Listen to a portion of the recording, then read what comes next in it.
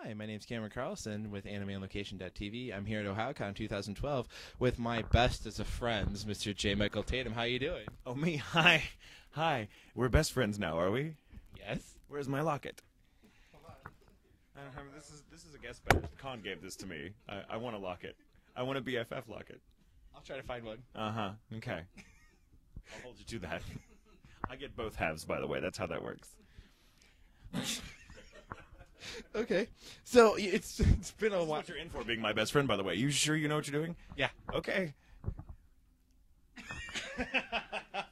Okay. So it's been about like 6 months since the last time we got to see you at Carlson 2011. How's it been for you? It's been terrible. I've missed you something awful. I don't know what to do with myself when you are not around to harass me with a microphone and just stare at me with those eyes that just say, yes, please. I really don't know. I've been lost, utterly lost, like a babe in the woods, naked in the cold. That's a lie. It's actually been pretty good. I've been very busy doing a lot of voice acting. What's the word? Whatever, voicing, and adaptive writing. So yeah. I've been very, very, very busy with no life to speak of whatsoever, which is great. Totally married to my career. Just like, I'm such a bad example for people that want lives. Don't do this. Mama, don't let your babies grow up to be anime voice actor industry insiders. Don't, please, God, no. Okay. And I happen to pick up Soul Eater for Christmas, like all of it. Oh, and I nice. happen to know you have an evil character. Now, I've seen you more as good, slightly morally challenged characters, but to fully Morally challenged characters. That's the most PC way of putting it. Kind of douchey, but not totally evil. Morally challenged. I like that. So what's it to like actually play a full-blown evil character, one who's actually their motives are to be evil, kill, murder, stab, that type of stuff. I really, it's a lot of fun, and the big difference between, as you put it, like morally challenging characters and the really evil, like murderous, homicidal characters is that there is absolutely no acting involved whatsoever. I love evil characters. I do, and Giriko and Soul Eater is just one of many that I've played over the years, and I don't know, there's something really enticing about villains, like the really spectacular villains. They're like a force of nature. They're what's the word someone used once that I really like? They are totally self-actualized creatures. They know what they want and how to get it, and anything in their way be damned. And I think for us mere mortals who usually don't quite reach our own personal goals of perfection, people like that, they have a certain animal magnetism to them. So it's great to get to play them, because you can't get really away with doing that in real life. So it kind of sucks. But I can play it. It's like, I'm not evil, but I play evil on TV. I like it. I like it a lot. It's actually pretty cool, because I would love to do one too. Now, a big series that you were part of and was directed by Mr. Ian Sinclair was Black Butler Season 2, and the first season. How was that, when he announced it, what was the fan reaction to it, and, now knowing that you're part of both seasons, how was that like? It was really cool. I mean, we were working on it, of course, for a while before we could announce it. So we were and I know Ian was absolutely chomping at the bit to get to be able to talk about it, because we're very, very proud of it. I adore Season 2. I had so much fun working on it. Some of the new characters that come on board, and like Claude and Aloise, getting to say that, who was playing that part was amazing, because Jason Douglas, who plays Claude, is absolutely fantastic. I met him for the first time after recording a session, and he and I have been in several things together, but because we're voice actors, we don't often get to meet, because he's from out of town, and Ian introduced the two of us, and we shook hands. The man is taller than I am, if you can believe that, right? And his voice is just amazing, and we shook hands, and it was a really awkward handshake that didn't end, and it just got tighter and tighter and tighter, and the veins in our arms were popping out, and Ian's eyes were bugging out, and he's like, gentlemen, we're like, no, we're fine. No, it's very nice to meet you. No, very nice to meet you. And that's a terrible Jason Douglas, by the way. But yeah, it was awesome. It was awesome. And of course, Lucy Christian as Eloise is amazing, and Hannah's played by Caitlin Glass, so it's hard. So yeah, it's really, really cool to get to Love On Season 2. I cannot wait for it to come out, because I think people are going to be very pleased. And so far, they're very excited about knowing who's going to be in it, and that it's coming out soon. So thank you all. Just wait. Oh my God, you're going to love it. Okay. And also a new season of Italia and movie has come out. What's it been, that reaction as well to your voice? You've as some actors say, when you start with the series, you have to start to develop the voice. What are you trying to hit? And now that you're in season 3 in the movie, have you hit it a little bit better? Because definitely, yeah. Because you especially with any sort of accent, it's tough going for a little while because we don't often get the chance to do accents because we usually play characters that are very just sort of naturalized in sort of close to our own accents, and so getting to play like France, for example, is a lot of fun, and a lot of the comedy comes from the really bad French accent.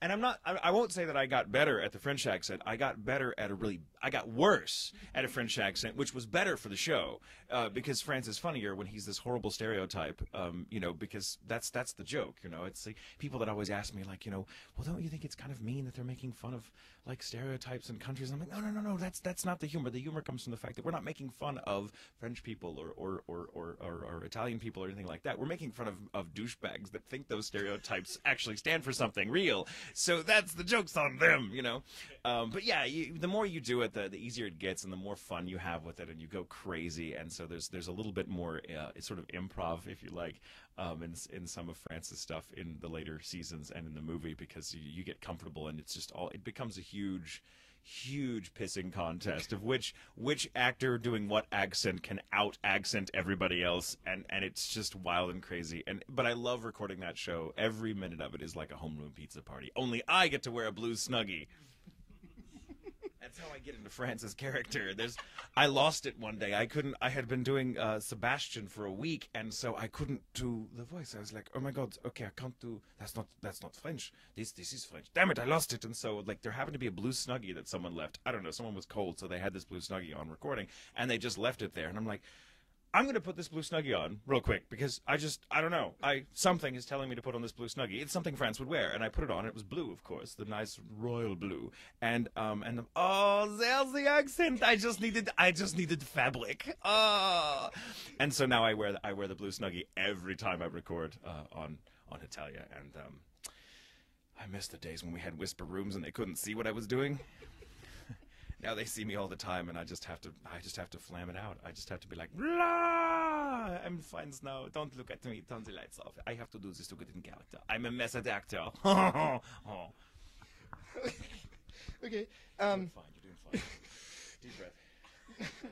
Now your podcast has some great guests on it. What's been one of your favorite people to work with? Because you direct and you write and you get to work with the actors that way, but when you can really sit them down and just pal around and talk and get them to be one-on-one, what's that like with you and Terry? Oh, it's great. I mean, it's really it's fun to see our friends and actors and stuff that come in to be interviewed by us for that anime show really respond well to we're like, look, just be yourself. You can just unwind. It's like having drinks with your friend in a bar, basically. And I've actually, every one we've done is great. I mean, some people I don't know as well as others until we get them in, and have since become really good friends with them. It was great interviewing Scott Freeman. That was one of my all-time favorite interviews. And people often ask, did he actually really gut a reindeer on your show? And I'm like, no comment.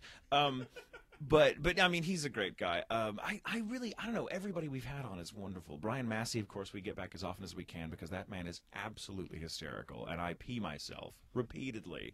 I think, okay, I've got 2 pairs of clean breeches I can wear, and nope, I'm going to need 3 because it's Massey. I mean, he's hilarious. It's just been great to talk to everybody on that show because they really do get to cut loose, and we like to get people on that don't often have the chance to make convention appearances. So it's really nice. It's really neat to kind of get to see them sort of who they are when they're not in the booth playing your favorite character or something like that, and then they don't feel like they're being directed by me or Terry or whatever. So we can just like totally cut loose and get to know maybe not the real them, but a different them. So I like that. It's great fun. I hope we're doing this for quite a while longer yet, because it's been 2 years now. 2 years we've done the show. We just hit the 2 anniversary mark very recently, and but Terry and Steven both are just fantastic. Terry is the life and brains and heart of that show. I just show up. I am really just like the refuse. I'm the trash around the can that didn't quite make it in. That's my job. Terry is the hotel room. I am the tissue paper on the floor that someone missed, and that's my job. And Steven is the hotel. Well, I was going to mention I happened to listen to the latest episode, and I loved hearing Caitlin because I haven't seen Caitlin now for almost 4 years now. So it was really nice to hear her again. Busy traveling, living abroad. Now she's back. It's great. Okay, and this is your third or fourth time to Ohayocon. I think it's about your fourth, right? I think so. Yeah, I think so. Fourth. And how are you enjoying, coming back year after year, seeing friends and, seeing what people have for new cosplay on shows you've done? What's that like? I'm kidding. No, it's fantastic. Ohayocon has actually always been one of my favorite cons. It was one of the first I played as a guest, and so everyone here is like family. You guys, everybody. I mean, it's great. I love how packed it is, and it just gets bigger and bigger and bigger every year, but it still has that wonderful small con feel to it. And I don't mean that in everyone, we're all shoulder to shoulder in the elevator. That's not what I mean by small con feel. I mean, it still feels like we all know each other. I recognize faces and people that I hadn't seen in several years, and I love it. I absolutely love it. And I say that, and I want everyone to understand that this is Ohio in the dead of winter. The weather sucks. And I still love this con. I would rather come here to this con than to, let's say some wonderful tropical island somewhere this time of year, because this just the energy, the love, all of it is wonderful. This is one of the best cons I've ever done, and I'll keep coming back regardless if they want me or not. I will do it.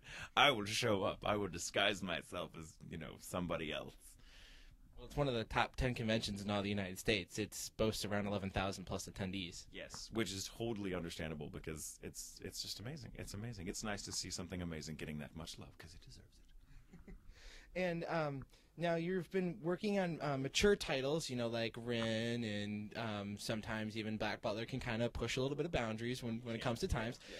What's it like as a director trying, in general, what's it like as a director trying to push actors out of that little comfort zone of I'm in the teen zone and now I got to go into the M-rated zone, and how do you get actors to be motivated for that?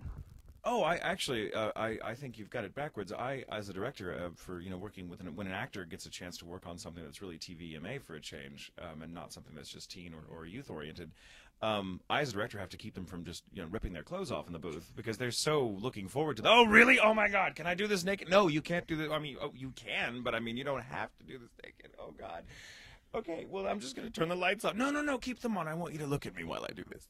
No, that never happens. It's really, I mean, actors are actors. They're very professional. And when I got to work on Ren, for example, my cast was amazing. Colleen Clinkenbeard and Jamie Markey and Rob McCullum, and the whole lot of them were just amazing.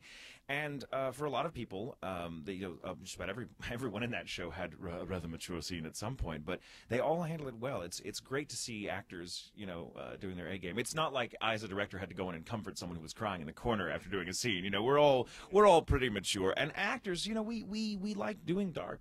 Most of us like kind of going there. That's kind of the appeal of acting. Like what I said earlier about getting to play villains. No, I would never be. I would make a horrible villain in real life because I'm such a pushover. Really, I'd be like, I'm gonna take over the world, but you can't. Okay. But it's fun to go there, that the appeal of being an actor is getting to get yourself, sort of inside the skin of another, person that you wouldn't normally ever dream of imitating in real life because someone would, kick you in the balls. And that no one wants to be kicked. I don't. I can't speak for everybody. Some people are into that kind of thing, but I'm not. At least, I might play a character one day who enjoys getting kicked in the junk. But I would only play it. Then I would not be a method actor. I've really lost the thread of what I'm saying here. Could you remind me what we're talking about? Acting, mature titles, villainy, all that sort of thing. Yes. Did I answer your question? Yeah. Thank God. Because it's like your podcast. I know, right? And Terry's not here to, whip me into shape. Oh, I'm sorry. I said nothing. Okay. Now, people know this, that you're on the internet, but you have to dedicate a lot of time to writing and directing and voice acting and potentially other types of acting. So, when you're on, do you really try to interact with fans as much as possible? Yeah, when I'm on. The internet scares me. I'm not a man of this century or last century, really. It's not okay. I'm not like some crotchety old man who's like, get off my lawn, new ideas. I'm really just. I'm the sort of, ADD sort of personality that once I find a website, oh my God, hyperlinks are the devil. I get lost in this horrible labyrinth. I need to bring, like, there needs to be some sort of, like, digital equivalent of, like, the golden, like, spool I could have with me to wend my way back to where the hell I was, because the back button just leads me to other links. I think I've been to the end of the internet 5 or 6 times now in my life, and it's frightening. It's like looking into the abyss, and it does stare back at you. But yeah, I'm not on the internet very often because I am very, very busy, and I know that if I get on the internet, I will be so distracted that I won't get work done. So I try to be very, very disciplined and not do that. And I'm an old-fashioned guy. When I do have free time, I usually spend it doing very, very solitary things like reading or writing for myself or playing music and stuff like that. And I kind of always have to resist. I'm a pretty extroverted guy for the most part, but I'm also very introverted at times, and it's important to honor both sides of that coin. So, you know, whenever I, like, for example, you know, I'm so wonderfully, you know, having such a great time here, but when I go home, I will just, like, completely shut myself up in a dark room for, like, 4 days and not talk to anyone, like, not even my cat, because I just no contact with any other living thing for 4 days, or I'm going to be useless. So it's kind of fun, and so the universe, you know, is you know, tells me constantly, you know, don't go on the internet today, don't do it. So like it's amazing to me. I cannot imagine people that like are on Facebook 24/7. I'm like, good for them. I mean, that must be really, wow. That's kind of sad. I mean, in a cool way, I guess. It's just, you know, that's okay. Because you know what? When you're on Facebook, I'm doing something equally useless. But I'm by myself. So there you go. Now, we're wasting time in very different ways. yes. I like to waste time in very old-fashioned ways. You know, I don't know, barnstorm or you know, build flying contraptions. Occasionally dress up like a woman and walk around the house. Can we stop? Is there any other way that fans can have any messages out to them?